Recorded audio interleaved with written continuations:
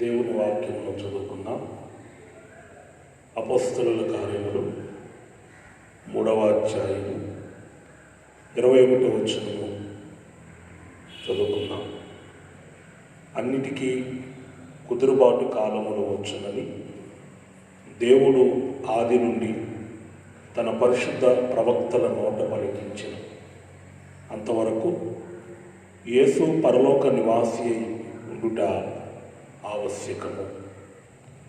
ప్రార్థన. సమస్తమును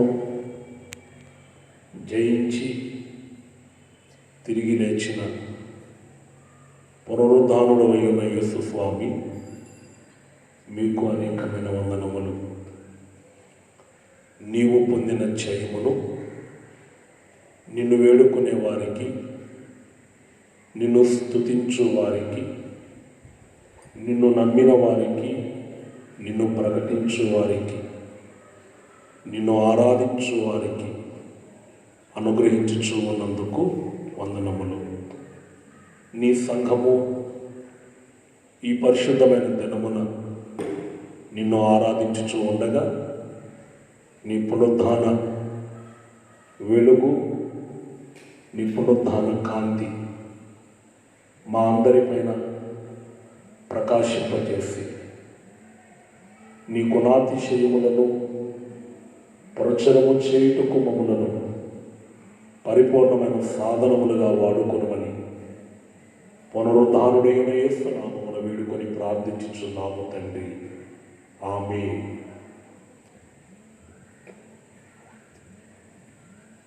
ప్రియమైన దేవుని పిల్లలారా,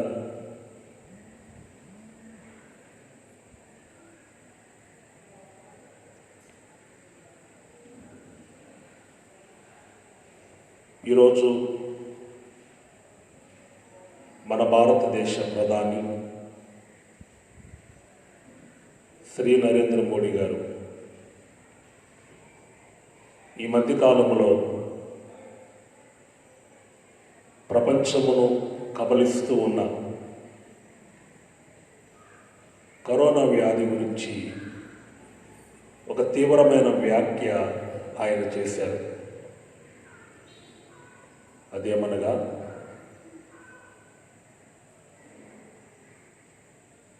ఈ కరోనా నియంత్రించబడిన తరువాత ఇక నుండి ఏ పని చేసినా, ఏ ప్రయాణం చేసినా, ఏ ప్రయత్నము చేసినా, ఏమి మాట్లాడినా కరోనాకు ముందు ఇలాగున ఉన్నదని, కరోనా పిదప అలాగున ఉన్నదని మాట్లాడుకునే పరిస్థితులు ఉంటాయి అని ఆయన వ్యాఖ్యానించారు. నిజముగా ఆలోచన చేస్తే కరోనాకు ముందు ప్రపంచమంతటా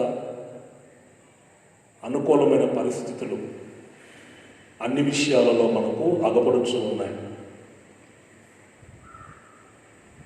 వ్యాపారాలలోనైనా, ఉద్యోగ సంబంధమైన విషయములలోనైనా, ఆధ్యాత్మిక సంబంధమైన విషయములలోనైనా ఎవరి స్వేచ్ఛ ప్రకారము వారు జీవించే అనుకూలమైన పరిస్థితులు ఉన్నాయి. కానీ కరోనా తర్వాత మనమెవరము మన మనస్సునకు నచ్చినట్లు చేయలేని పరిస్థితులు, గడ్డు పరిస్థితులు మనము ఎదుర్కోవలసిన వారమై ఉన్నాం. కరోనాకు ముందు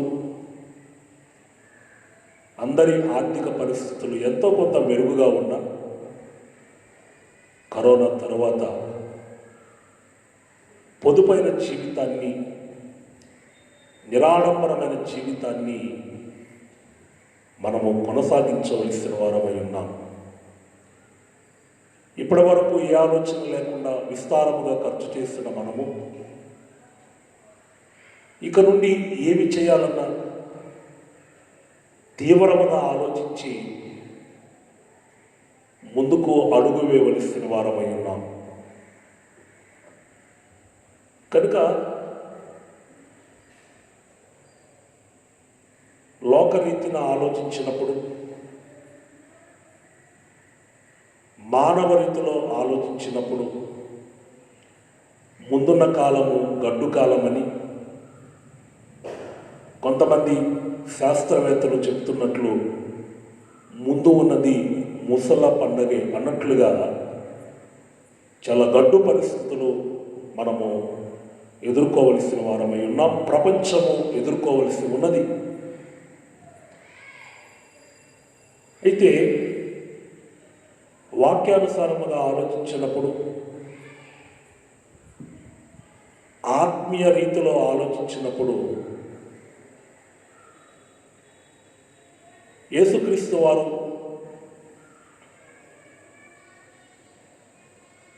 ఆయన మరణించక మునుపు కొన్ని ప్రత్యేకమైన పరిస్థితులు ఉన్నాయి.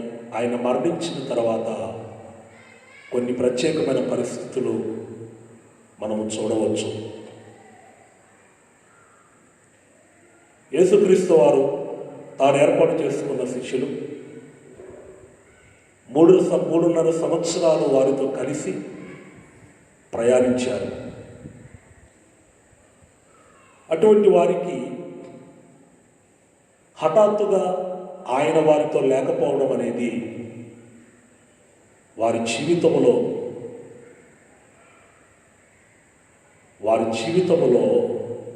వారు కోలుకోలేని పరిస్థితులు కలిగిన వారై ఉన్నారు. ఇంతకాలం మాతో ఉన్నవాడు, మాతో ఉండి అనేకమైన అద్భుతములు చేసినవాడు ఈ దినమున మా మధ్య లేడు అని దుఃఖములోనికి వారు వెళ్ళిన వారై ఉన్నారు. ఆయన మనతో లేడు అనే తీవ్రమైన నిరాశలోనికి వారు వెళ్ళారు. వారి దృష్టిలో ఆయన మరణించక మునుపు దినములు బాగుగా ఉన్నట్లుగా వారు భావించారు. ఆయన చనిపోయిన తర్వాత మనల్ని ఎవరు ఉద్ధరిస్తారు, ఎవరు పోషిస్తారు, ఎవరు నడిపిస్తారు అనే ఆలోచనలు వారి మనస్సులో మెదిలి తీవ్రమైన నిరాశలోనికి, నిస్పృహలలోనికి వారు వెళ్ళి వేటినైతే విడిచి ప్రభువుని వెంబడించారో మరలా వాటి కొరకు వారు ప్రయాసపడడానికి తిరిగి వెళ్ళినట్లుగా మనము చూస్తూ ఉన్నాం. అయినప్పటికీ ప్రియమైన దేవుని పిల్లలారా, ఆయన మరణించక మునుపు వారికి కలిగిన మేలుల కంటే ఆయన మరణించిన తర్వాత వారు ఊహించని, వారి ఆలోచనకు అందని, వారి జ్ఞానము గ్రహించలేని ఘనమైన కార్యములను ఆయన వారి పట్ల జరిగించి భూమిని తలక్రిందులు చేసే యోధులుగా వారిని ఆయన నిలవబెట్టారు. నేనేమంటానంటే వాక్యమును బట్టి ఆయన మరణించక మునుపు వారితో ఉన్న దినముల కంటే ఆయన మరణించిన తర్వాత వారి దినములు చాలా గొప్పవిగా ఉన్నట్లు మనము వాక్యములో చూడగలుగుతూ ఉన్నాం. అలాగే కరోనాకు ముందు పరిస్థితులు బాగున్నాయి అనిపించిన దేవుని సంకల్పములో ఉన్న వారికి, దేవుని చిత్తానుసారముగా నడిచే వారికి, దేవుని నమ్మి ఆయన మీద ఆధారపడే వారికి కరోనా తర్వాత వచ్చే దినములన్నీ కూడా ఊహించని రీతిలో దేవుడు గొప్పగా ఆయన నిలవబెట్టనై ఉన్నారని మనము వాక్యమును బట్టి గ్రహించాలి. ఒక ఒకసారి యేసుక్రీస్తు వారి యొక్క మరణమునకు ముందు ఉన్న పరిస్థితులు, మరణము పిదప ఉన్న పరిస్థితుల్ని మనము బేరేజు వేసి, అవే పరిస్థితులు కరోనాకు ముందు ఉన్న పరిస్థితులు, కరోనా తర్వాత మరి మన జీవితంలో ఎటువంటి పరిస్థితులు ఉండనే ఉన్నాయో మనము ధ్యానం చేద్దాం. మొదటిగా మనము చూసినట్లయితే యోహాను సువార్త 7వ అధ్యాయము 33వ వచనములో యేసుక్రీస్తు వారు మానవ శరీరముతో ఉన్నప్పుడు ఆయన శిష్యులైన వారితో ఆయన మాట్లాడుతూ, ఇంకా కొంతకాలము నేను మీ యొద్ద ఉండేదను అని అన్నారు. ఈ మాట వారికి ముందు ఆశ్చర్యాన్ని కలిగించింది, అటు పిమ్మట మిక్కిలి బాధ కలిగించింది, తీవ్రమైన దిగ్భ్రాంతికి వారిని గురి చేసింది. కారణము, మేమన్నీ వదిలిపెట్టుకొని ఈయనను వెంబడిస్తే మా పనులను, మా వ్యాపారములను, మా కుటుంబాలన్నిటినీ త్యజించి ఈయనే సమస్తమని, ఈయనే సర్వమని భావించుకొని వచ్చాము కదా, ఈయన ఎల్లకాలము ఉండువాడమని వస్తే ఈయన కొంతకాలమే మీతో ఉంటాను అని చెప్పిన మాట వారికి వారి మనస్సులను దిగ్భ్రాంతికి గురి చేసింది. ప్రియమైన దేవుని పిల్లారా, ఆయన మరణించి లేచిన తర్వాత ఇదే శిష్యులతో మాట్లాడుతూ మత్తయి సువార్త 28వ అధ్యాయము చివరి వచనములో నేను సదాకాలము మీతో ఉంటాను అని వాగ్దానం చేశారు. ఆయన మరణించక మునుపు కొంతకాలము మీతో ఉంటాను అని అన్నారు. మరణించిన పిదప సదాకాలము మీతో ఉంటాను అని అన్నారు. కొంతకాలం ఉంటాను అనే మాట వారికి తీవ్రమైన వేదనను కలిగిస్తే, సదాకాలము ఉంటాను అనే మాట వారికి గంతులు వేసే ఆనందాన్ని కలిగించింది. కనుక ప్రియమైన దేవుని పిల్లలారా, ఇక్కడ మనం గ్రహించవలసింది, ఆయన మరణమునకు మునుపు కొద్ది కాలం ఉండే అనుభవాలు, భాగ్యములు వారు పొందిన వారైతే, ఆయన చనిపోయి తిరిగి లేచిన తర్వాత శాశ్వత కాలం ఉండే అనుభవములను, భాగ్యములను ప్రభువు అనుగ్రహించారు. కనుక కరోనాకు ముందు ఆయన తాత్కాలికమైన, ఆయన కరోనాకు ముందు ఆయన మనకు అనుగ్రహించినవి ఏవైనా అవి తాత్కాలికమైనవి.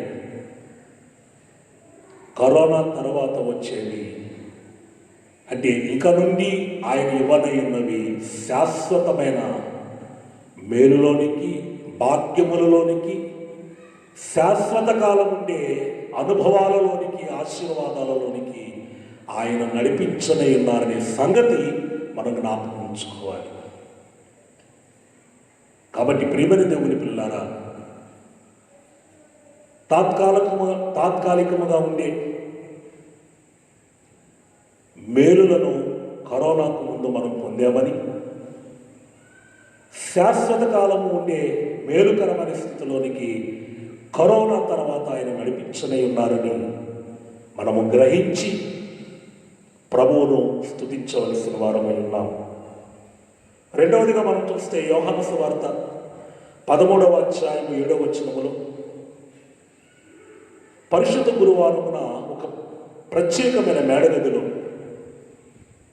తన శిష్యులైన వారి పాదములు కడిగి, నేను చేయుచున్న పని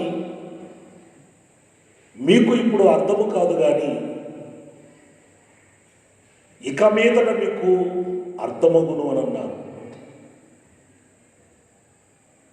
ప్రియమైన దేవుని పిల్లలారా,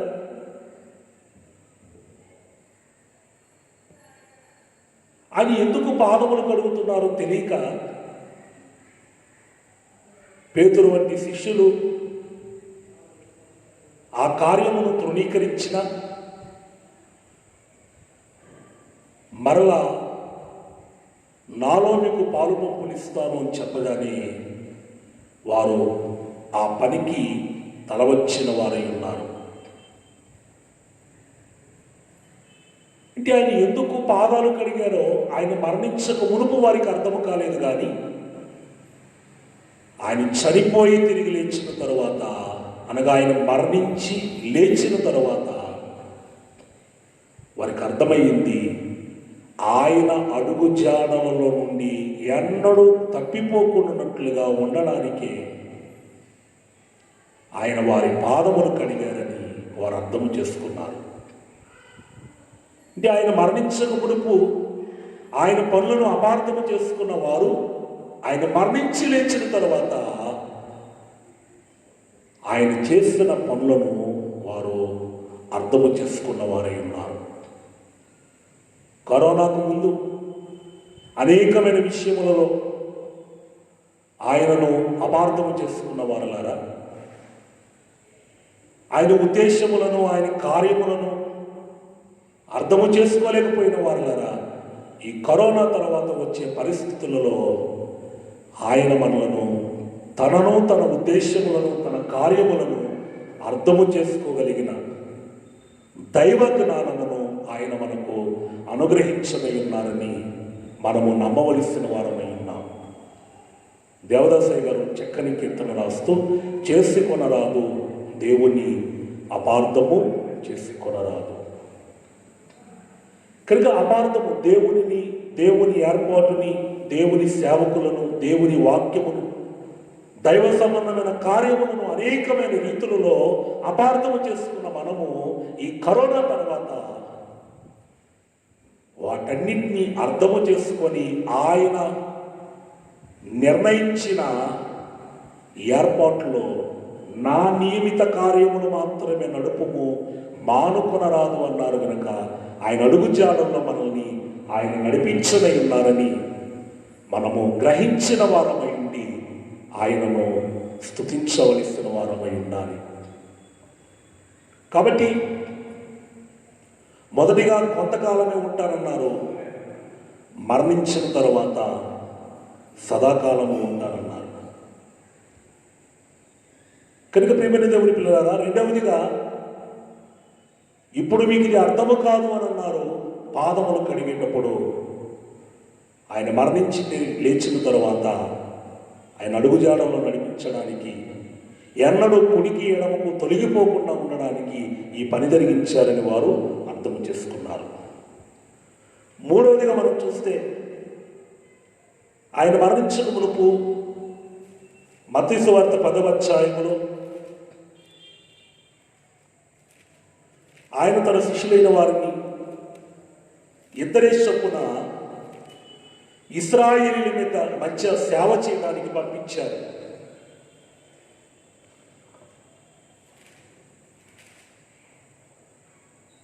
మత్తయి సువార్త 10వ అధ్యాయము 6వ వచనంలో మనం చూస్తే, ఇశ్రాయేలు వంశములోని నశించిన గొర్రెల యొద్దకే వెళ్ళుడి. కేవలము ఆయనను ఎరిగిన వారి యొద్దకు మాత్రమే వెళ్ళి పని చేయమని పురమాయించారు ఆయన మరణించక మునుపు. కానీ ఆయన చనిపోయి తిరిగి లేచిన తర్వాత మనం చూడగలిగితే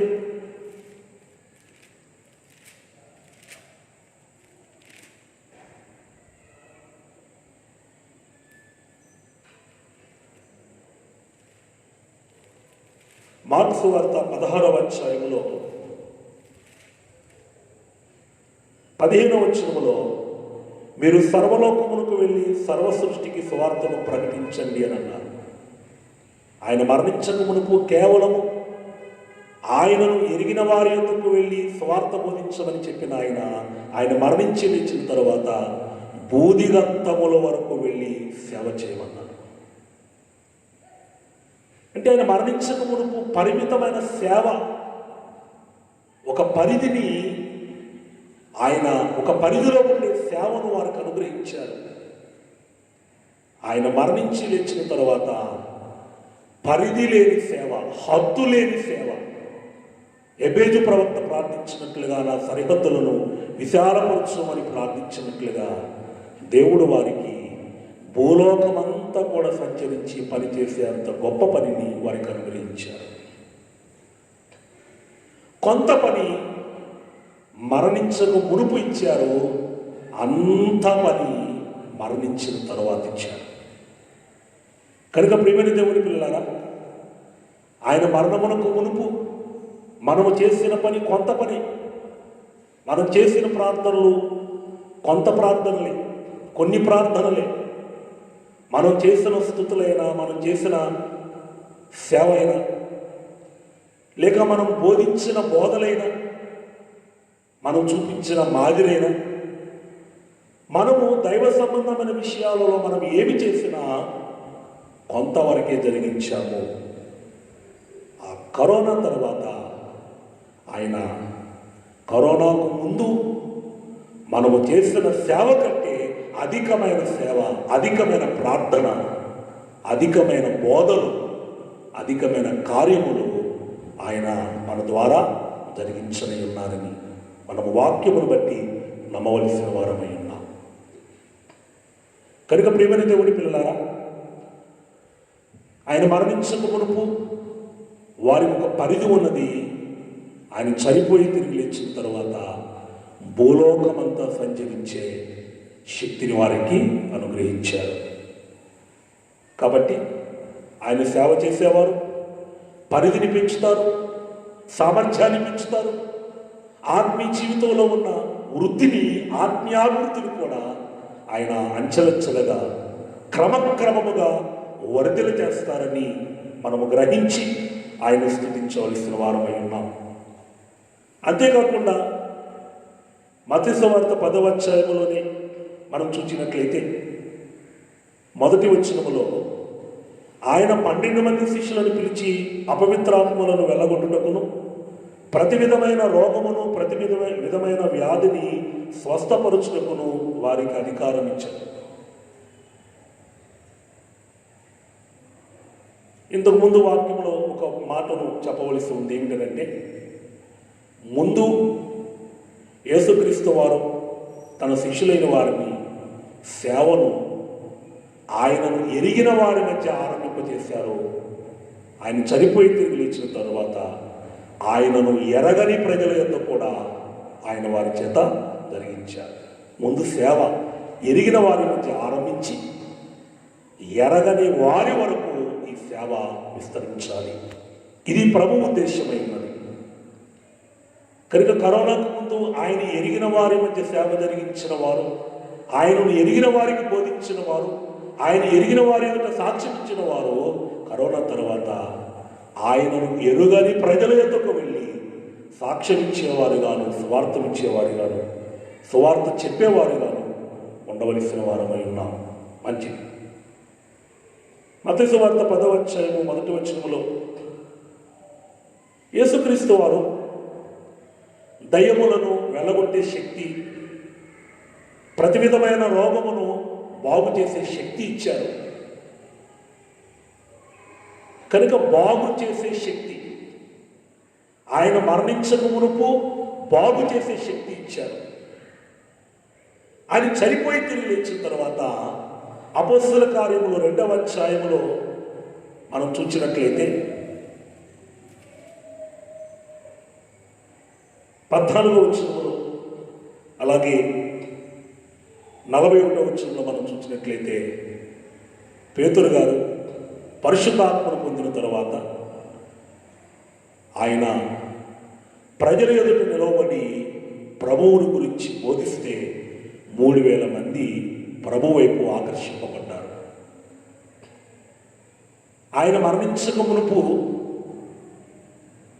బాగు చేసే శక్తి ఇచ్చిన ఆయన చనిపోయి తిరిగి లేచిన తర్వాత బోధించే శక్తిని వారికి అనుగ్రహించారు. ప్రియమైన దేవుని పిల్లలారా, ముందు బాగు చేసే శక్తి ఎందుకు ఇచ్చారనంటే, ప్రభు దగ్గరికి అనేకులను నడిపించడానికి. స్వస్థ కార్యాలు, స్వస్తి కార్యము అనేది దేనికి ఏర్పాటు చేయబడిందనంటే, అనేకులను ప్రభు ప్రభు వైపునకు త్రిప్పడానికి ఏర్పాటు చేయబడ్డాయి. దేవుని యెడల నమ్మకాన్ని కలిగించడానికే స్వస్తి కార్యములు ఏర్పాటు చేయబడ్డాయి. కనుక స్వస్తి కార్యము ద్వారా, స్వస్థత కార్యముల ద్వారా దేవుడు అనేకులకు ఆయన మీద నమ్మకాన్ని కలిగించుకుంటున్న వారే ఉన్నారు. అటు పిమ్మట వాక్యము ద్వారా వారిని స్థిరపరచనై ఉన్నారు. యేసుక్రీస్తు వారు ఆయన మానవ జీవితం అంతట్లో 2 పనులు చేశారు. ఒకటి బాగు చేసే పని, 2 బోధించే పని. బాగు చేశారు. బాగు చేసిన వారిని తన బోధ చేత స్థిరపరిచారు. మార్కు సువార్త 16వ అధ్యాయంలో 20వ వచనంలో కూడా రాయబడి ఉంది, వారు బయలుదేరి వాక్యమంతటా ప్రకటించిరి, ప్రభువు వారికి సహకారుడై ఉండి వెనువెంట జరుగుచూ వచ్చిన సూచక క్రియల వలన వాక్యమును స్థిరపరచుచుండెను. ఆమేన్. సూచక క్రియల వలన వాక్యమును స్థిరపరచుచుండెను. దేవుడు తన మాటను సూచక క్రియల ద్వారా, అద్భుత కార్యముల ద్వారా స్థిరపరుస్తూ ఉన్నారు. కనుక స్వస్థత కార్యములు అనేవి విశ్వాసము కలిగించడానికి ఏర్పాటు చేయబడ్డాయి. వాక్యము ఆ విశ్వాసము కలిగిన వారిని స్థిరపరచడానికి ఏర్పాటు చేయబడింది. కనుక ప్రియమైన దేవుని పిల్లలారా, విశ్వాసాన్ని కలిగించగలిగిన బాగు చేసే శక్తి మరణించక మునుపు ఇచ్చారు. అనేకులను స్థిరపరచగలిగిన శక్తి ఆయన చనిపోయి లేచిన తరువాత వారికి అనుగ్రహించారు. కనుక కరోనాకు ముందు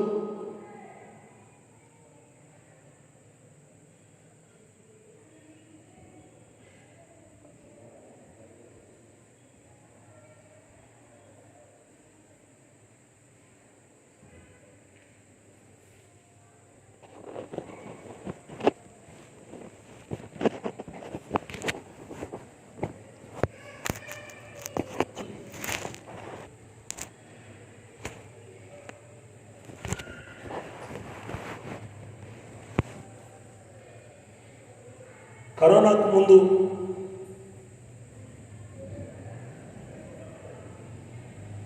మనం చేసిన అనేకమైన ప్రార్థనలకు,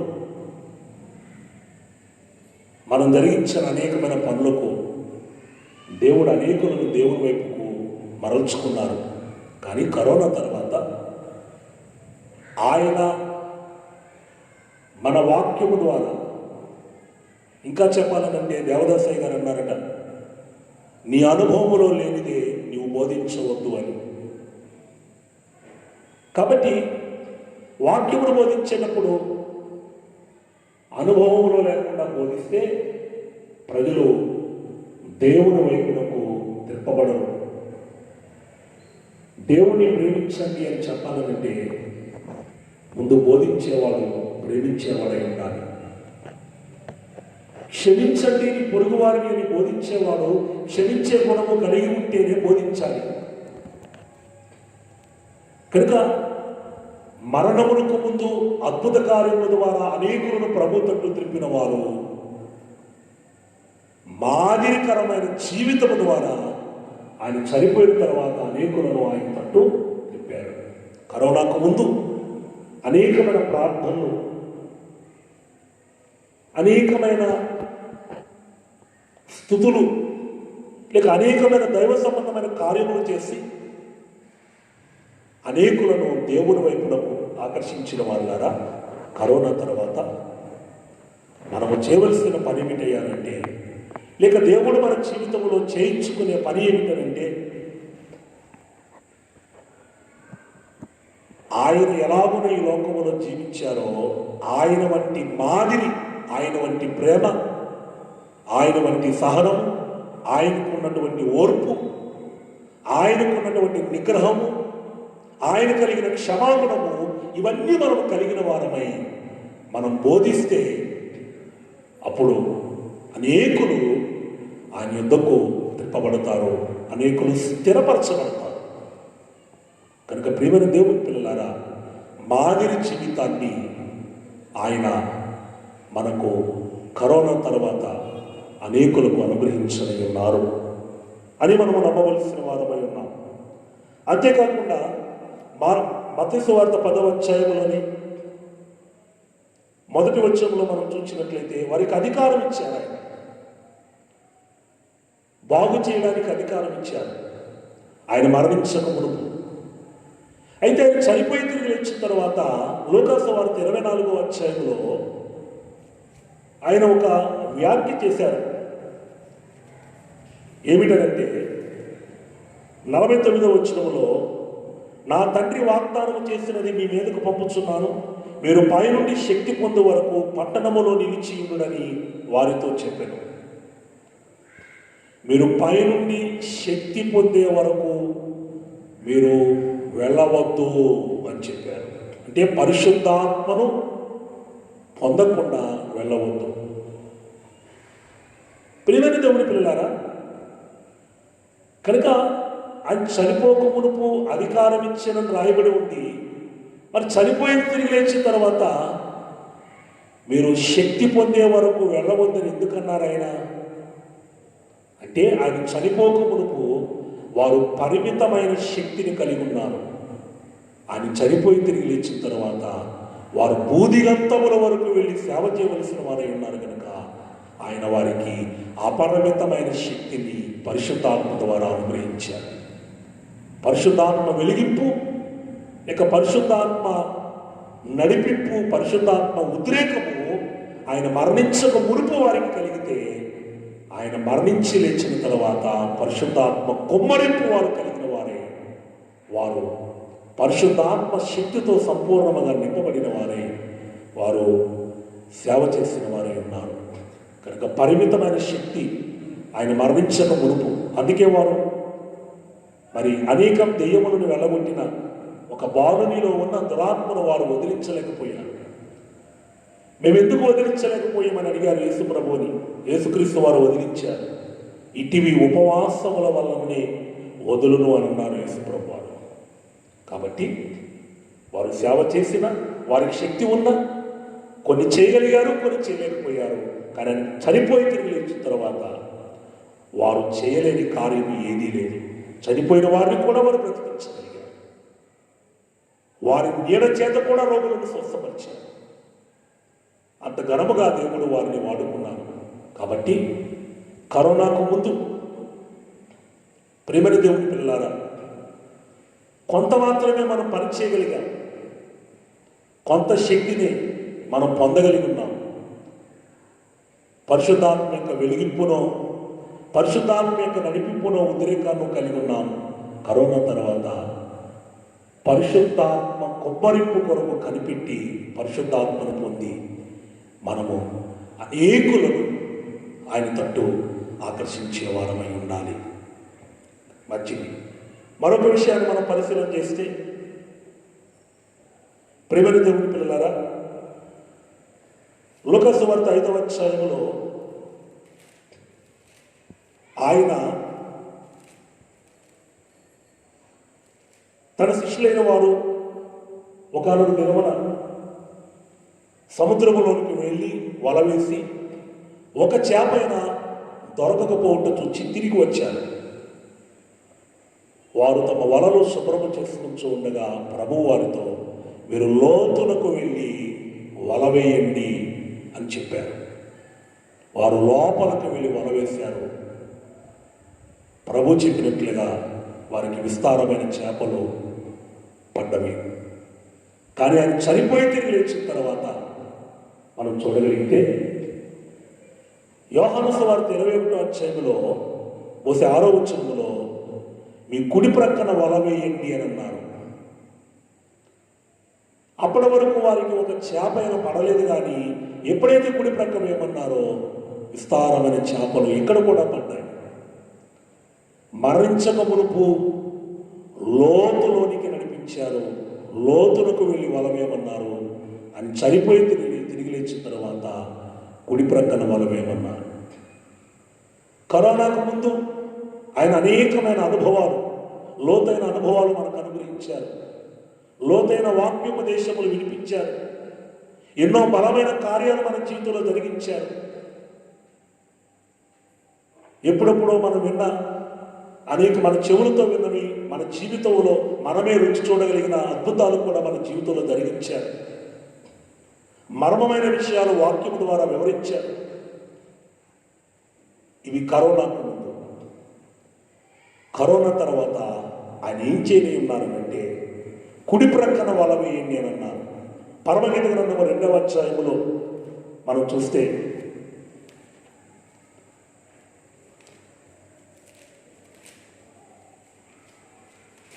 2వ అధ్యాయములో 6వ వచనములో అతని ఎడమ చేయి నా తల క్రిందుగా ఉన్నది, కుడి చేత అతడు నన్ను కౌగిలించుచున్నాడు.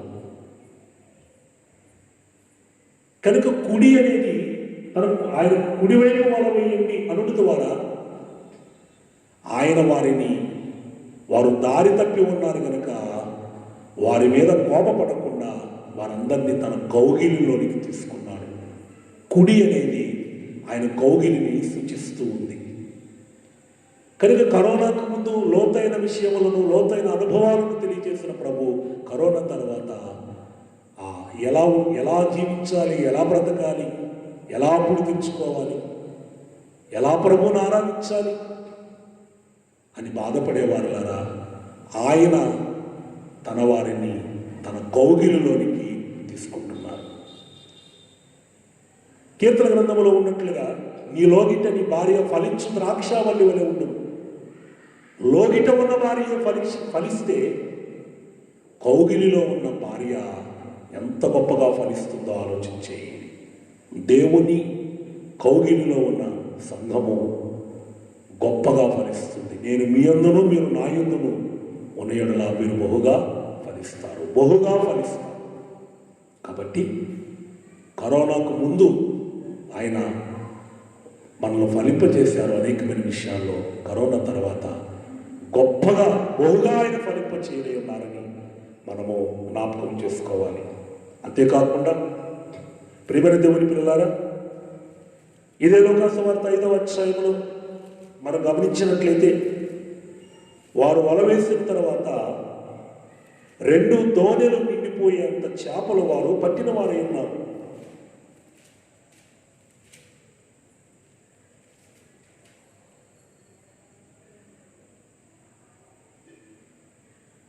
ఆ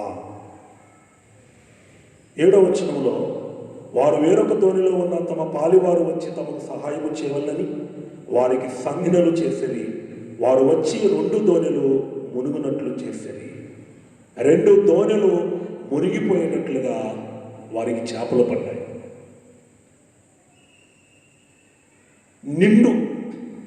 నిండుగా ఆయన మరణించక మునుపు వారి ప్రయత్నములో వారికి నిండైన ఆశీర్వాదాన్ని ప్రభు అనుగ్రహించారు, లేక నిండైన సమృద్ధికరమైన జీవితాన్ని ఇచ్చారు. ఆయన చనిపోయి తిరిగి లేచిన తర్వాత వారు కుడి ప్రక్కన వల వేసినప్పుడు యోహాను సువార్త 21వ అధ్యాయము 6వ వచనములో వారు వల వేసినప్పుడు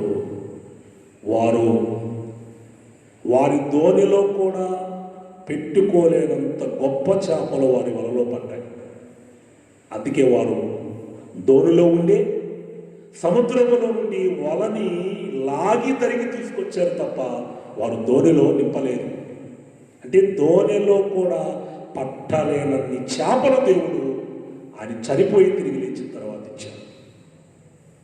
ఆయన మరణించక మునుపు 2 దోణెలు నిండిపోయేంత సమృద్ధిని వారికి అనుగ్రహిస్తే ఆయన చనిపోయి తిరిగి లేచిన తర్వాత వారి దోణి నిండి పొర్లిపోయేంత గొప్ప సమృద్ధిని వారికి అనుగ్రహించారు. కరోనాకు ముందు దేవుడు అన్ని విషయాల్లో నిండుగా దీవించారు. ఈరోజు పని లేదు అనే బాధ లేకుండా చేశారు. ఈరోజు పస్తున్నాను అనే బాధ లేకుండా చేశారు. మంచి బట్ట లేదు అనే బాధ లేకుండా చేశారు. ఇల్లు లేదనే బాధ లేకుండా చేశారు. అన్ని దేవుడు సమృద్ధిగా ఇచ్చారు. అది కరోనా తర్వాత ఎలా ఉంటుందో, తిండికి బట్టకు బసకు ఎలా ఉంటుందో అని బాధపడేవారు కాదా, భయపడేవారు కాదా?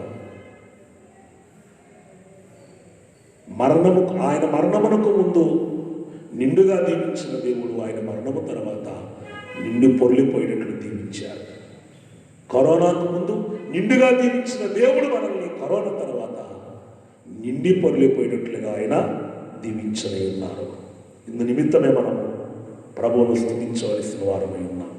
అంతేకాకుండా వారు చేపలన్నీ పట్టిన తర్వాత లోకసువార్త 5వ అధ్యాయంలో 11వ వచనంలో మనం చూస్తే వారు దోణెలను దరికి చేర్చి సమస్తమును విడిచిపెట్టి ఆయనను వెంబడించారు. ఆయన మరణించక మునుపు వారు పట్టినవన్నీ, వారు సంపాదించినవన్నీ విడిచి ఆయన వెంట వెళ్ళిపోయారు. ఎందుకు వారికి కలిగిన ప్రతిఫలం ఏంటయ్యారంటే 3.5 సంవత్సరాలు వారికి లోటు లేకుండా, పస్తు లేకుండా, కొరత లేకుండా, కొదువు లేకుండా దేవుడు అన్నీ సమృద్ధిగా ఇచ్చారు. అందుకే కొందరు శాస్త్రులు, పరిసయ్యులు యేసుక్రీస్తు వారితో మాట్లాడుచు యోహాను శిష్యులు ఉపవాసము చేయుచున్నారు కానీ నీ శిష్యులు ఎందుకు ఉపవాసము చేయుటలేదని అడిగినప్పుడు, పెండ్లి కుమారుడు ఇంట ఉన్నప్పుడు పెండ్లి ఇంటి వారు ఉపవాసం ఉండవలసిన అవసరం లేదు అని అన్నారు. పెండ్లి కుమారుడైన ప్రభు వారితో ఉన్నారు కనుక వారు ఉపవాసం ఉండవలసిన అవసరము లేదు. అంటే ఈ మాటను బట్టి వారి జీవితంలో దేవుడు ఎక్కడా లోటు రానివ్వలేదు. కనుక అన్ని విడిచి తాము సంపాదించినదంతా విడిచి వెంబడించిన వారికి ఏ లోటు లేకుండా చూశారు ఆయన మరణించక మునుపు. కానీ ఆయన చనిపోయి తిరిగి లేచిన తర్వాత మీరు చూస్తే యోహాను సువార్త 21వ అధ్యాయంలో ఆయన మీ యొద్దన్న చేపలను నాకు ఇవ్వండి, వారు తమ యొద్దన్న చేపలను ప్రభువుకి ఇచ్చినట్లుగా చూస్తూ ఉన్న 10వ వచనంలో యేసు మీరు ఇప్పుడు పట్టిన చేపలలో కొన్ని తీసుకొని రండి వారితో చెప్పగా సీమోను పేతురు దోణి ఎక్కి వలను దరికి లాగెను. అది 153 గొప్ప చేపలతో నిండి ఉండెను. మీరు పట్టిన చేపలలో కొన్ని తీసుకొని వచ్చి నాకు ఇవ్వండి అని ప్రభు చెప్తే పట్టినవన్నీ తీసుకొచ్చి ప్రభుకి ఇచ్చారు. ఆయన మరణించక మునుపు వారు సంపాదించినంత విడిచి ఆయన వెంబడించారు. ఏ లోటు లేకుండా దీవించారు వారిని. కానీ చనిపోయి తిరిగి లేచిన తర్వాత వారు సంపాదించినవన్నీ ప్రభువుకిచ్చి వెంబడించారు. ఇది గొప్ప అనుభవం. అన్ని విడిచిపెట్టి వచ్చే అనుభవం వేరు, అన్ని ప్రభువుకిచ్చి ఆయన్ని వెంబడించే అనుభవం వేరు. ఆయన మరణించక మునుపు అన్ని విడిచి, సమస్తమును విడిచి ఆయన్ని వెంబడించారు. ఆయన చనిపోయి తిరిగి లేచిన తర్వాత సమస్తమును ఆయనకిచ్చి వెంబడించారు. అలా చేయడం ద్వారా వారికి కలిగిన ప్రతిఫలం ఏంటంటే అపోస్తల కార్యములు 4వ అధ్యాయములో 34వ వచనములో భూములైనను ఇండ్లైనను కలిగిన వారందరూ వాటిని అమ్మిన వాటి వెల తెచ్చి అపోస్తలుల పాదముల యొద్ద పెట్టుచూ వచ్చి వారు తమ కలిగిన సమస్తమును ప్రభువుకి ఇచ్చారు కనుక ప్రభు కూడా తనకు కలిగినవన్నీ ఆ కాలంలో ఉన్న ప్రజలు కూడా వారికి కలిగిన భూములు, ఇండ్లు, పొలాలు, పశువులన్నీ ఎవరికి ఇచ్చారట? శిష్యులకి ఇచ్చి వేశారట. ప్రియమైన దేవుని పిల్లలారా, అన్నీ విడిచి వస్తేనే లోటు లేకుండా చేశారు. అన్నీ ఇచ్చేసిన వాళ్ళకి శ్రీమంతులుగా వారు భూలోకములో వారి కంటే మించిన ధనవంతులు లేరు అనంత గొప్పగా దేవుడు వారిని దీవించారు. కరోనాకు ముందు అనేకమైనవి ప్రభు కొరకు విడిచి వెంబడించి వచ్చిన వారులారా దేవుడు మనకు ఏ లోటు లేకుండా చేశారు. కానీ కరోనా తర్వాత మనము మనకు కలిగినవన్నీ ప్రభు చేతిలో పెట్టి, దేవదాసయ్య గారు రాశారు కదా, తనువు నాది ఇదిగో, నా తనువు నీ చేతిలో తీసుకో, దినము క్షణములు ఇదిగో, నా జ్ఞానం ఇదిగో, నా స్వరం ఇదిగో, నా చేతులు ఇదిగో, నా పాదములు ఇదిగో, నా ఇష్టం ఇదిగో, నా సర్వము, నా సమస్తం ఇదిగో అని దేవదాసయ్య గారు తనకు కలిగిన వాటన్నిటినీ తనకు తానుగా సమస్తమును దేవుడుకు సమర్పణ చేసుకొని వెంబడించారు. ఇదే గొప్ప సమర్పణ. కరోనా తర్వాత మనకు ఉండవలసిన సమర్పణ ఏమిటంటే ఇదే. మనకు కలిగినవన్నీ దేవునికి సమర్పణ చేసుకొని సాగిపోవడమే. దేవదాసయ్య గారు అన్నారంట, సమర్పణ చేసుకున్న వారికి సమయానుకూలముగా సమస్తము సమకూడి జరుగును. ఎప్పుడు ఏమి జరగాలో అవన్నీ దేవుడు జరిగిస్తాడు. కాబట్టి కరోనాకు ముందు అన్నీ విడిచి వెంబడించిన వాళ్ళారా, కరోనా తర్వాత సమస్తము ఆయనకి సమర్పణ చేసి ముందుకు సాగిపోండి. నా సమస్తము, నా సమస్తము, నా సురక్షకానికీతు నా సమస్తము. మంచిది. అలాగే యేసుక్రీస్తు వారు మార్కు సువార్త 1వ అధ్యాయంలో 15వ వచనంలో మిమ్మల్ని మనుష్యులు పట్టే జాలర్లుగా మారుస్తానని వాగ్దానం ఇచ్చారు. పట్టేవారిగా, మనుష్యులను పట్టేవారిగా చేస్తానన్నారు. కానీ ఆయన చనిపోయి తిరిగి లేచిన తర్వాత 21వ అధ్యాయం యోహాను సువార్త 21వ అధ్యాయంలో 15వ వచనంలో 16వ వచనంలో చూస్తే నా గొర్రెలను మేపుము అని అన్నారు, నా గొర్రెలను కాయుము అని అన్నారు. ఆయన చనిపోకముందు నా గొర్రెలను పట్టుకోండి అన్నారు. ఆయన పట్టుకోండి, పట్టే శక్తిని ఇస్తానన్న ఆయన చనిపోయి తిరిగి లేచిన తర్వాత మేపే శక్తిని ఇచ్చారు, కాపు కాసుకునే శక్తిని ఇచ్చారు. ప్రియమైన దేవుని పిల్లలారా, రెండింటిని దేవుడు చనిపోకముందు పట్టే శక్తిని ఇచ్చారు, అనేకులను పట్టే శక్తిని. చనిపోయి తిరిగి లేచిన తర్వాత అనేకులను మేపే శక్తిని ఇచ్చారు, కాపు కాసే శక్తిని ఇచ్చారు. మనం గృహ నిర్వాహకులమైతే మన కుటుంబాల్ని మేపే శక్తి, తప్పిపోకుండా కాపు కాసుకునే శక్తిని ఇస్తారు. మనం సేవకులమైతే అనేకులను సంపాదించుకొని వారిని వాక్యముతో మేపే శక్తినిచ్చి వారిని కాపు కాసుకునే శక్తి కూడా ఆయన మనకు అనుగ్రహించనై ఉన్నారు. ఇందును బట్టి ప్రభువును మనం స్తుతించవలసిన వారమే. చివరిగా మనం చూసినట్లయితే యేసుక్రీస్తు వారు మరణించక మునుపు పరిశుద్ధ గురువారమున ఆయన తన శిష్యులైన వారికి రొట్టెను ద్రాక్షారసమును ఇచ్చి ఇది నా శరీరము రక్తమని సంస్కార భోజనం ఇచ్చారు. మానవ శరీరముతో సంస్కార భోజనమును వడ్డించారు. ఇది బహిరంగ సంస్కారం. కానీ ఆయన చనిపోయి తిరిగి లేచిన తర్వాత యోహాను సువార్త 21వ అధ్యాయంలో 13వ వచనంలో చూస్తే ఆయన మహిమ శరీరముతో వచ్చి తన శిష్యులైన వారికి రొట్టెను చేపలను వడ్డించారు. ఇదే అంతరంగ సంస్కారము. మానవ శరీరముతో ఇచ్చేవారు పాదిరి, మహిమ దేహముతో వచ్చి ఇచ్చేవారు ప్రభువే. రెండు రకాలు, ఈ శిష్యులైన వారికి రెండు రకాల అనుభవాలు ఉన్నాయి. మానవ దేహముతో ఉన్న ప్రభు దగ్గర వారు శరీరక్తాలు తీసుకున్నారు, మహిమ శరీరధారిగా వచ్చిన ప్రభు దగ్గర వారు శరీరక్తాలు తీసుకున్నారు.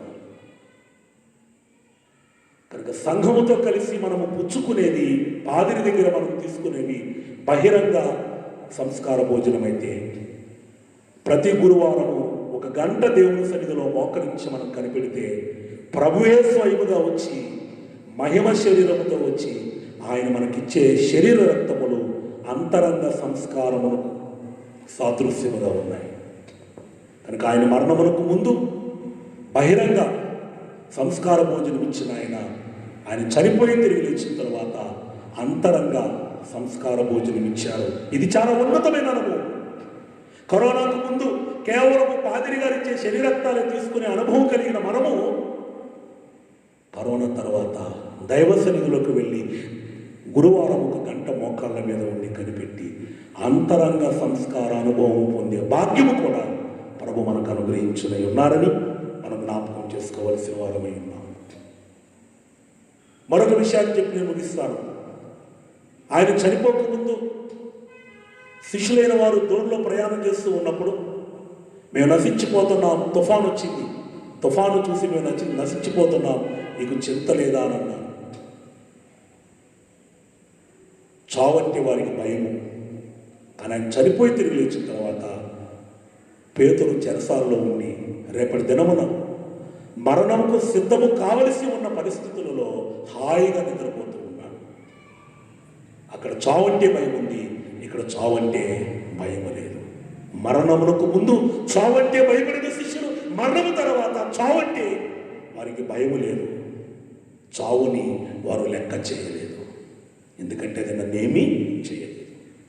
కరోనాకు ముందు అనేకమైన వాటిని భయపడిన వారులారా, కరోనా తర్వాత మనము ఆయన సన్నిధిలోకి వెళ్ళి దైవ సన్నిధిలో ఎక్కువగా మనం ఉండేవారమైతే ఆయన చావంటే భయపడని, చావంటే లెక్కలేని తనమును, చావు ఇదిగో నన్నేమీ చేయలేని ధైర్యమును దేవుడు మనకు అనుగ్రహించని ఉన్నారు.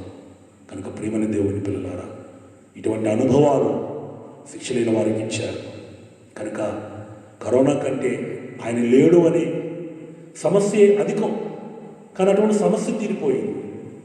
ఆయన మరణించక మునుపు వారికి కలిగిన అనుభవాల కంటే ఆయన మరణించి లేచిన తర్వాతే ఉన్నతమైన అనుభవాలు, శ్రేష్టమైన అనుభవాలు, ఆశీర్వాదములు ఆయన అనుగ్రహించారు.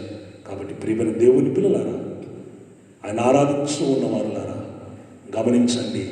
కరోనాకు ముందు బాగున్నదని, కరోనా తర్వాత మా ఆర్థిక పరిస్థితులు ఎలా ఉంటాయి, మా ఉద్యోగాలు ఊడిపోతాయేమో, మా పిల్లలు నిరుద్యోగులైపోతారేమో, మాకు పనులు ఉండవేమో, మాకు పంటకు దిగుబడి ఉండదేమో, పంటకు ధర ఉండదేమో, మా భూమికి ధరలు ఉండవేమో, లేక మా వ్యాపారాలు మేము ఎలా చేయాలి, మా అప్పులు మేము ఎలా తీర్చుకోవాలని బాధపడేవారులారా, బాధపడవలసిన అవసరం లేదు.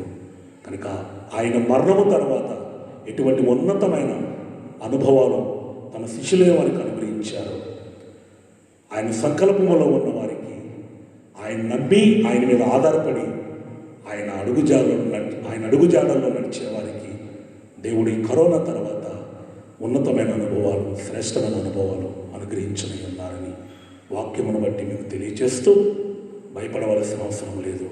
కనుక శిష్యులకు ఆయన మరణము తర్వాత, ఆయన మరణముకు ముందు కలిగిన అనుభవాల కంటే శ్రేష్టమైన అనుభవాలు, ఊహకందని అనుభవాలు, జ్ఞానమునకు అందని అనుభవాలు, ఆశీర్వాదాలు, అద్భుత కార్యములు వారి జీవితంలో జరిగించిన ప్రభువు కరోనా తర్వాత కూడా మన విషయంలో జరిగించి ఆయనకు సాక్షార్థమై కరోనా తర్వాత ఎంత ఘనముగా దీవించాడో అనేకులు ఎదుట నిలబడి సాక్ష్యం ఇచ్చే భాగ్యము చేరిన మనందరము వినుచున్న వారికి ప్రభు అనుగ్రహించున్నగాక. ఆమేన్. దయానిధివైన మా ప్రభా, మీకు వందనములు. ప్రభా, ఈరోజు ప్రపంచమంతటిని గడగడలాడిస్తూ ఉన్నా, వ్యాపిస్తూ ఉన్నా, విస్తరిస్తూ ఉన్నా నాయన ఈ కరోనా అనే వ్యాధి, ఇదిగో ప్రభా, నీ మరణమును తలంచుకున్నప్పుడు, నీ మరణమునకు ముందు ఉన్న పరిస్థితులు తలంచుకున్నప్పుడు, నీ మరణము పిదప ఉన్న పరిస్థితులు తలంచుకున్నప్పుడు మాకు ఈ కరోనా తర్వాత ఉండే పరిస్థితులు నాయన బాధాకరముగా, దుఃఖకరముగా ఉండును అని మానవ రీతిలో మాకు కలుగుచూ ఉన్నను తండ్రి. నీ వైపు చూడగా, నిన్ను బట్టి, నీ మరణమును బట్టి, నీ పునరుద్ధానమును బట్టి చూడగా నువ్వు శ్రేష్టమైన అనుభవాలలోనికి, ఆశీర్వాదంలోనికి, అంతస్తులలోనికి, ఆధిక్యతలలోనికి నడిపించున్నామని అర్థమగుచ్చు ఉంది. కనుక నీకు స్తోత్రములు. కనుక ప్రభా, నీవే ఈ వాక్యమును నూరంతలుగా మా అందరిలో ఫలింపచేసి మహిమ పొందు. అపవాది క్రియలన్నీ లయపరచు. పెండ్లి కుమారుడిగా వచ్చుచున్న పునరుద్ధానుడైన యేసు నామమున వేడుకొనిచున్నాము తండ్రి. ఆమేన్.